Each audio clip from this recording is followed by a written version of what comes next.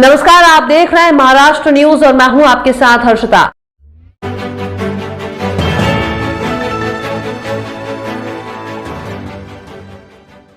देवी अहिल्याबाई होलकर की 298वीं जयंती शान से मनाई गई। भारतीय इतिहास की सबसे बड़ी रानी देवी अहिल्याबाई होलकर इनकी 298वीं जयंती राष्ट्रीय समाज पक्ष की ओर से दिल्ली के साई ऑडिटोरियम में बड़े शान से मनाई गई। मुख्य अतिथि केंद्र मंत्री नितिन गडकरी ने देवी अहिल्याबाई होलकर की उनकी 298वीं जयंती पर याद किया। वीरांगना माता देवी अहिल्याबाई होलकर जयंती हर्षोल्लास के साथ मनाई गई। युवाओं से महापुरुषों के दिखाए मार्ग पर चलकर समाज और राष्ट्र उत्थान में सहयोग करने का आह्वान किया गया।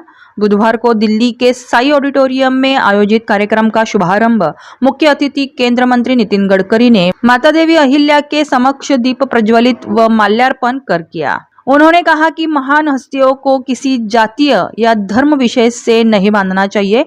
इनका सम्मान करते हुए सभी को इनसे प्रेरणा लेनी चाहिए। रानी देवी अहिल्याबाई होलकर इन्होंने देश भर में कई झीलों का निर्माण किया। नर्मदा के तट पर महेश्वर में एक नई आत्मनिर्भर राजधानी का निर्माण किया। हम उनकी 298वीं जयंती 31 मई 2023 को सत्यसाई सभागार लोधी रोड नई दिल्ली में हम सभी की उपस्थिति में बड़े शान से उनकी जयंती मना रहे हैं।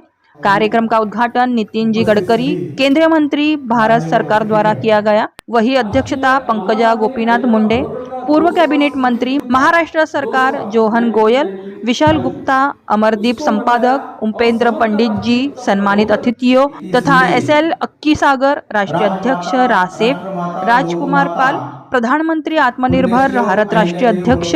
इस मौके पर तमाम राष्ट्रीय समाज कार्यक्रम में उपस्थित गणमान्य लोग मौजूद हुए। रामकुमार पाल ने सभी का धन्यवाद दिया। होलकर ने जैसे आज देश में संस्कृति की बचाने के लिए कार्य किए हैं, उसका एक हमने सही दर्पण दिखाने का प्रयास किया है और हमारे जो आए गए नेतागणों ने भी सब अच्छी बातें रखी हैं और विकास के लिए और एक अब समाज के लोगों को भी दर्पण दिखाने का काम किया है। अहिल्याबाई सभी के लिए थी।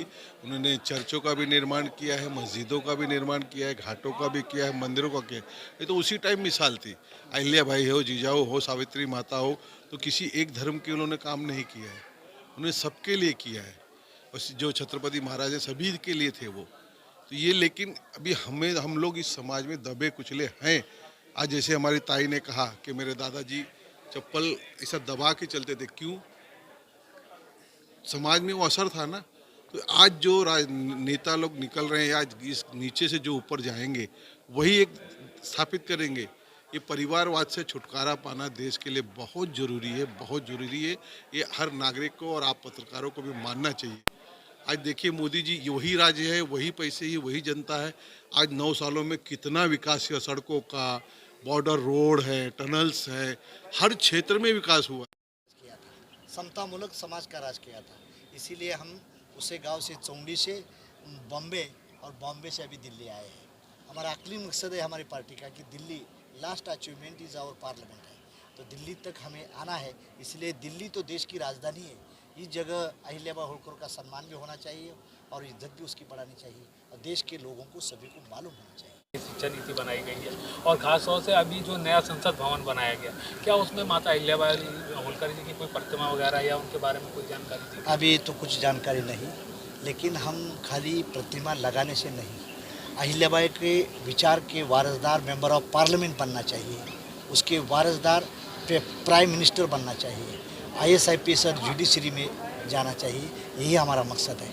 आज तक ये जो दबे कुचले लोग था उसके लिए पार्लियामेंट में जगह नहीं मिली। जो कम वोट वाले हैं वो राज करते हैं और ज़्यादा वोट वाले भीख मांगते हैं। वो भीख मांगने वाला न समाज बनना का है, देने वाला समाज बनाना हमारे राष्ट्रीय समाज पार्टी का अचीवमेंट है।